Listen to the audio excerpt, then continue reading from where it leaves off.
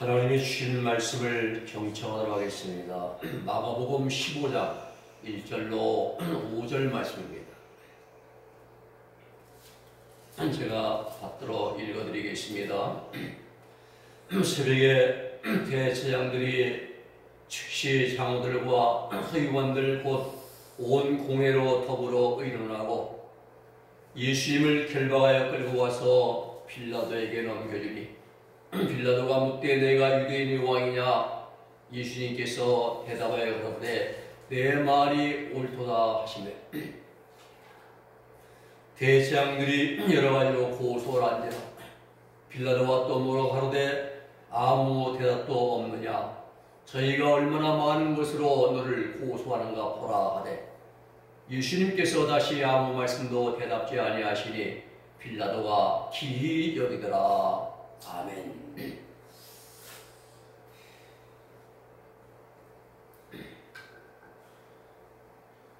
오늘 말씀의 제목은 예수님의 침묵입니다. 오늘은 2024년도 사순절의 마지막 주간으로 고난주간이 시작되는 주일입니다. 우리 주님은 금번주간에 세상 모든 인류의 죄악을 대신 짊어지시고 십자가 위에서 희생당하십니다. 우리 기독교회는 금번 한 주간을 주님의 십자가를 묵상하면서 주님이 걸어가시는 길을 따라가는 순환주간으로 우리가 지킵니다. 순환주간 우리 예수님의 발자취를 보면은 월요일 날은 구원의 날로 무화과나무를 저주하시고 임만무성한 무화과나무를 저주하시고 성전을 청결하게 깨끗게 하십니다. 화요일 날은 변론의 날로서 예수님의 구원이 도전한 자들에게 답변을 하시고 그리고 말씀을 가르침을 주십니다. 수요일 날은 베다니에 물러가셔서 조용히 하루를 쉬시면서 퇴수의 날, 침묵의 날, 묵상의 날로 지내십니다. 목요일은 준비의 날입니다. 6월절 만찬과 그리고 마지막 제들과의 최후의 만찬을 통하고 숭배의 말씀을 주십니다. 그 금요일은 고난의 날입니다. 겟세마네 동산에 기도하고 내려오시면서 새벽에 체포당하십니다. 그리고 순환과 십자가의 길을 걸어가시고 죽음의 대속을 당하십니다. 토요일은 안식의 날입니다. 무덤에서 하루를 이제 편안히 쉬신 날입니다. 그리고 주일날 부활의 날입니다. 다음 주죠. 3월 31일 죽음의 권세, 사망 권세를 깨뜨리시고 다시 살아나십니다. 오늘 본문은 고난주간 금요일에 있었던 일입니다. 예수님이 붙잡히시기 전날 밤에 겟세마네 동산에 올라가셔서 땀방울이 핏방울 되듯이 변하듯이 간절히 3번씩 기도를 드렸습니다. 기도를 마치고 내려오시면서 유다가 내려온 무리들에게 붙잡히십니다. 대제장 가야에게로 끌려가고 또 사내들인 공회로 끌려가고 또 빌라도에게 이제 보내졌습니다. 오늘 본문은 총독 빌라도가 빌라도의 앞에 섰을 때에 빌라도가 물었습니다. 네가 유대인의 왕이냐?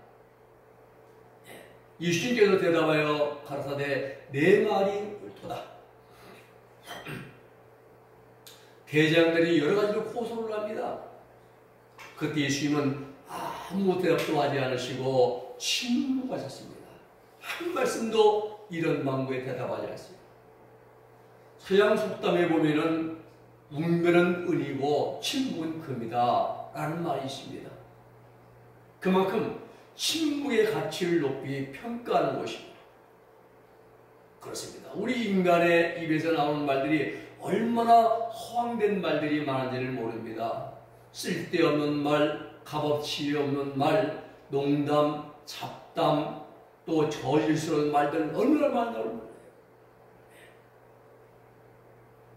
그리고 말은 많은데 열매가 없는 말잔치로 끝나고 그런 많은 그 입술의 말들이 많습니다. 특히 정치인들이 많이 그러죠. 그래서 속담에 말 많은 집은 장맛도 쓰다라고 했어요. 말이 많은 집은 그 집에 간장 된 맛도 쓰다는 거예요. 사내들인 공회로부터 예수님을 넘겨받은 빌라도는 예수님을 법정에 세웠습니다. 빌라도의 법정에 선 거예요. 그곳에는 사두개파, 대제사장들, 바리새파, 율법사들이 다 모였습니다. 그리고 갖가지 트집을 잡아서 예수님을 고소합니다. 빌라도가 예수님께 답변할 기회를 주십니다. 근데 우리 예수님은 한마디도 대꾸하지 않으셨습니다. 무엇입니까? 침묵하십니다. 우리 예수님의 침묵은 첫 번째는 하나님의 뜻만 순종하기 위해서 침묵하신 것입니다. 우리 주님은 잡히시기 전날 밤 겟세마네 동에서 기도할 때에 임박한 수단으로 인하여 심히 고민하였습니다. 이렇게 기도했습니다. 마태복음 26장 39절에 조금 나아가서 얼굴을 땅에 대시고 엎드려 기도하여 가라사대 내 아버지여 만일 할만하시거든 이 잔을 내게서 지나가게 하옵소서. 그러나 나의 원대로 마옵시고 아버지의 원대로 하옵소서. 할만하시거든 이 잔을 내게 지나가게 해달라고 기도했어요. 죽음이 두려워서 아닙니다. 십자가 형벌이 무서워서 아닙니다. 예수님의 가장 큰 고민은 하나님으로부터 외면당하고 하나님으로부터 버림받는 일이기 때문입니다. 이 잔을 마시면 하나님의 예수님은 하나님께 버림당하신 겁니다. 그 십자가에서 엘리 라마 사박다니 나의 하나님 어째 나를 버리셨나이까 라고 간절히 울부짖었던 것입니다. 그러면 왜 버림받았느냐? 여기서 우리는 구약의 이스라엘 백성들의 죄 용서받는 대속죄 제사를 우리는 알아야 됩니다. 이스라엘 백성들이 대속죄일 날 매년 7월 10일 날 속죄 제물을 들 때에 두 마리였어요. 수염소 두 마리. 한 마리는 여호와를 위한 제물, 또 다른 한 마리는 아사셀을 위한 제물이었습니다.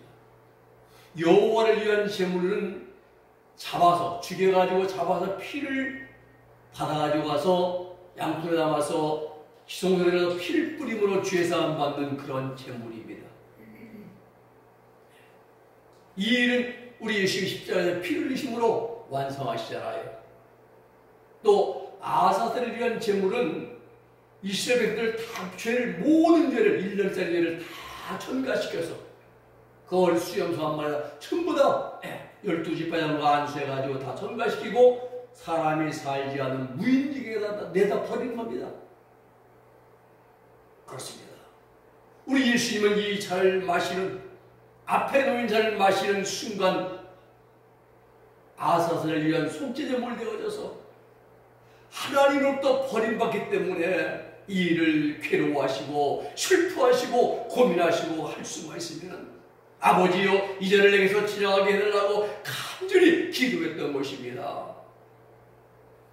그럼에도 불구하고 예수님은 내 원대로 마옵시고 아버지의 원대로 하옵소서 라고 기도하십니다. 바로 이것입니다. 이러한 기도가 진정한 기도입니다. 내 뜻이 아니라 아버지의 뜻을 순종하고자 하는 기도가 기도의 최고의 것이에요. 대부분 모든 광야 성도들은 전부 다 내가 뭐 달라고만 기도하지 아버지도 순종하는 기도는 거의 없어요. 찾아보면. 그러나 성인들에게도 교회 인자들은 언제나 아버지만 순종하는 겁니다. 이사야 선지자는 이러한 사실을 먼저 영감으로 받아서 기록을 했습니다.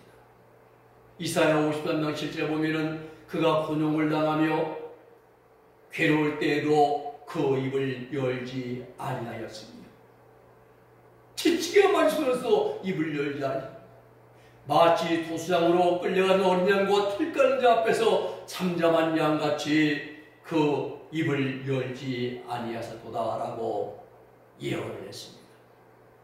무엇입니까? 침묵하십니다. 우리 주님은 빌라도의 법정에서 온갖 조롱과 핍박과 거짓 증인에 대해서 변론하지 않으셨습니다. 침묵하셨습니다. 공의로 모든 것을 판단하시는 하나님께 맡겨드렸습니다. 그렇습니다.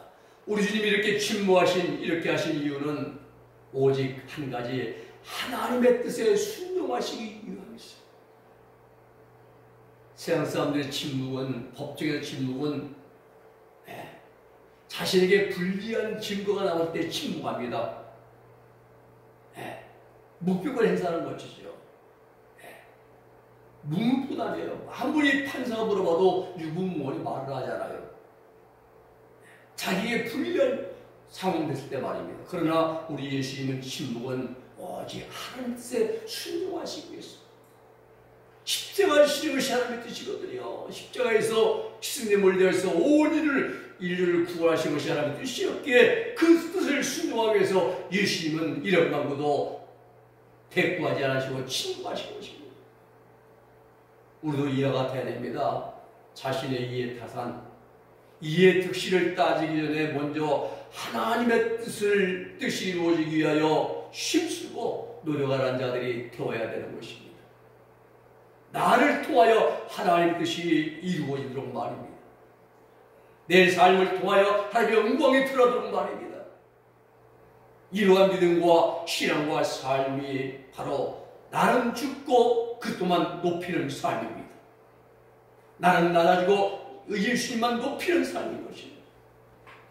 우리 주님의 침묵하시는 바로 하나님의 뜻을 순종하시기 위해서 침묵하신 것입니다. 두 번째는 우리 주님의 침묵하심은 무익한 논쟁을 피하기 위해서 침묵하였습니다. 중세의 어떤 신학자들이 말입니다. 열띤 논쟁이 벌어졌다고 그래요. 토론의 주제가 뭐냐? 귀신이 뾰족한 바늘 침 위에 설 수 있느냐 없느냐? 귀신이. 여러분, 답은 없지요. 답이 나올 수가 없습니다. 귀신은 영물이거든요. 눈에 보이지 않습니다. 물질적인 형체도 없어요. 귀신이 바늘 침 위에 선다는 것 자체가 논제가 될 수가 없다 이 말입니다. 이렇듯 사람들은요, 말도 안 되는 일을 가지고 탁상공론에 빠져듭니다. 예수님 당시에도 이런 자들이 많이 있었습니다. 예수님을 함정에 빠뜨리려고 허무한 말들을 지어내어서 유포하고 여론 놀이를 하고, 바로 공회원들이었습니다. 율법사들이었습니다. 사두개파 제장 무리들이었습니다. 마태복음 20장 59절에 보면 대제장과 온 공회가 예수를 죽이려고 그 거짓 증거를 찾음에 거짓 증인이 많이 왔으나 어찌 못하더니 후에 두 사람이 와서 가로되 이 사람의 말이 내가 하나님의 성질을 걸고 사흘에 지을 수 있다 하더라 하니, 대제장이 일어서 예수께 묻되 아무 대답도 없느냐? 이 사람들이 너를 치는 증거가 또하니 하되 예수님은 잠잠하시거늘. 예수님이 일일이 그들에게 답변을 하지 않으셨습니다. 그들과 소모적이고 불필요한 논쟁을 피하고자 하셨습니다. 그렇습니다. 우리가 어떤 문제를 가지고 논쟁과 토론을 하다 보면은 답이 없어요. 끝까지 말꼬리를 물고 들어가서 계속 던져 나와요. 끝이 없습니다. 정답이 없어요. 어떤 사람이 길을 가다가 길에 이상한 사 같은 모양이 있는 그 금사 같은 걸 발견했어요. 신기해요. 막 노랗고 빛이 나고. 그래서 툭 한번 건드려 봤더니 좀 커져요, 것이. 그래가지고 막대기로 툭 때려봤더니 더 커지는 겁니다. 나중에는 자기의 가는 길을 딱 가로막아 지나가지 못할 정도로 그 물건이 커졌습니다. 그때 어떤 노인이 나타나서 말하기를, 여보시오, 이보시오, 이 금서같이 생긴 것은 말싸움이라는 것이요, 말싸움. 말은 하면 클수록 크게 번져나간다오. 그러니 이런 것들은 거들떠 보지 마시고 모른 체하고 그냥 갈 길을 가시오 라고 가르쳐 주었다고 합니다. 그렇습니다. 소모적인 논쟁, 또 말싸움, 무익한 말은 우리에게 아무런 유익도 주지 못합니다. 피하는 것이 방책입니다. 우리 주님은 이러한 인간의 마음 심리를 너무 잘 알고 계십니다. 그래서 아무 대답도 하지 않으신 거예요.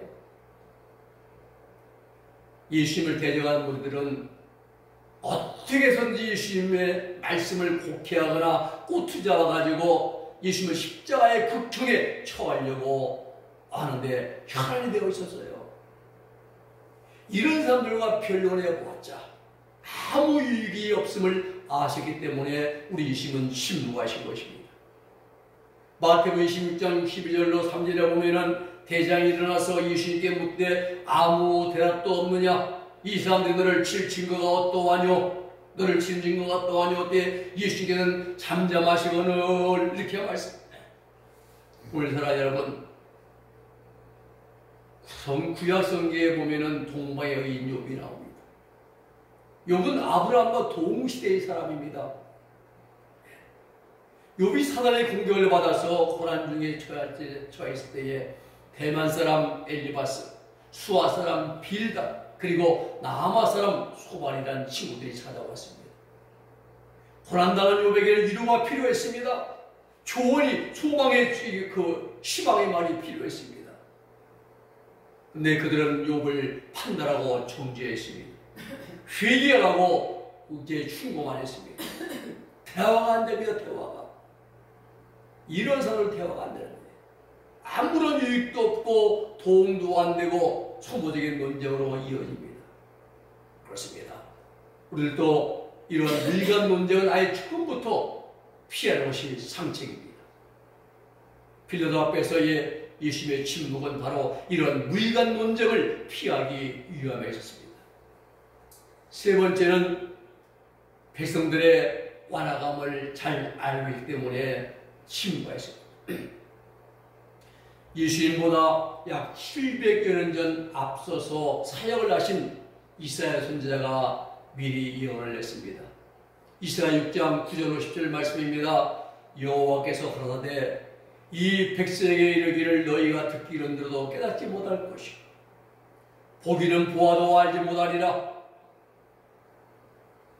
이 백성의 마음으로 둔하게 하며 귀가 막히고 눈이 감기게 하라 라고 예언합니다.